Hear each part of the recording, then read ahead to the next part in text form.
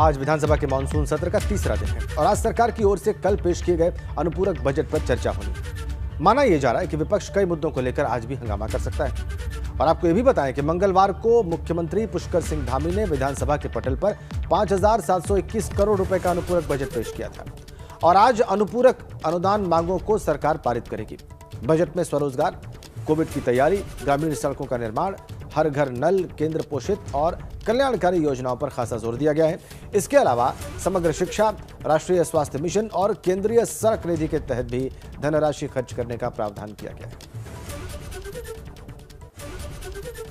तो आज अनुपूरक बजट जो कल पेश किया गया उस पर चर्चा होगी। मुख्यमंत्री महिला पोषण योजना के लिए इसमें 16 करोड़ 51 लाख रुपए आवंटित किए गए हैं। मुख्यमंत्री सौभाग्यवती योजना के लिए 8 करोड़ 34 लाख रुपए, वात्सल्य योजना के लिए 7 करोड़ 65 लाख रुपए और आंगनबाड़ी कर्मियों के लिए 33 करोड़ रुपए ये अनुपूरक बजट में प्रावधान किए गए हैं। केंद्रीय सड़क निधि के मद में 200 करोड़ रुपए का प्रावधान है। बाढ़ सुरक्षा कामों के संपादन के लिए 30 करोड़ अलॉट किए गए हैं। इसके अलावा नगरीय पेयजल से जुड़ी योजनाओं के निर्माण के लिए 25 करोड़ रुपए, ग्रामीण सड़क में भूमि अधिग्रहण और एनबीपी के अनुदान के लिए भी यहां पर राशि आवंटित की गई है।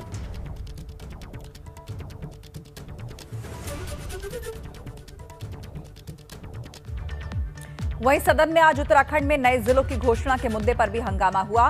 कांग्रेस कह रही है कि भाजपा सरकार ने अपनी घोषणा पूरी नहीं की, तो वहीं इस सरकार की अपनी ही दलील है।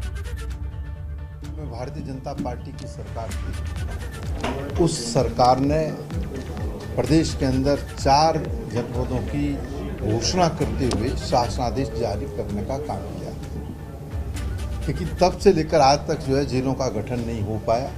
इसलिए हमारे तमाम साथियों ने जिलों की घोषणा के अनुरूप उसके निर्माण की बात कही है और इस विषय को हमने सदन में उठाने का काम किया।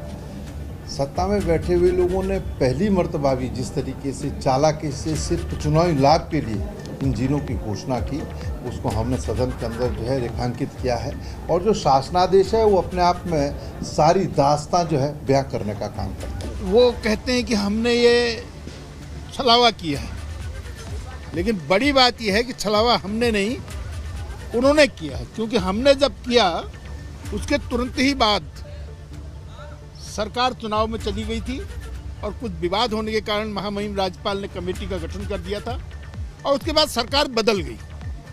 तो कांग्रेस का एक कर्तव्य था कि जो 5 साल उन्होंने सरकार चलाई है उसमें वो राज्यों का निर्माण करती, लेकिन उन्होंने नहीं किया, इसलिए गुमराह उन्होंने किया, हमने नहीं। देखिए, 4 जिलों के गठन को लेकर के बहुत सरकार ने स्पष्ट कहा है कि ये 2011 में 4 जिलों के गठन की एक शासनादेश जारी हुआ था दिसंबर के महीने।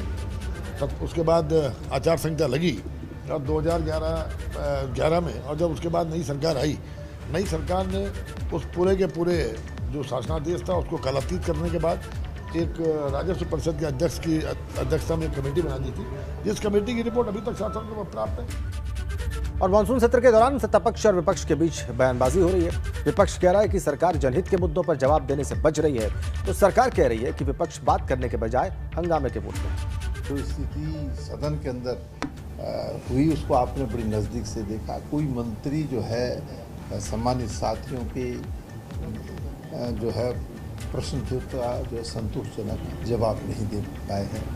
बीजेपी शासित प्रदेशों में रेट कम है, कांग्रेस के शासन में रेट ज़्यादा है।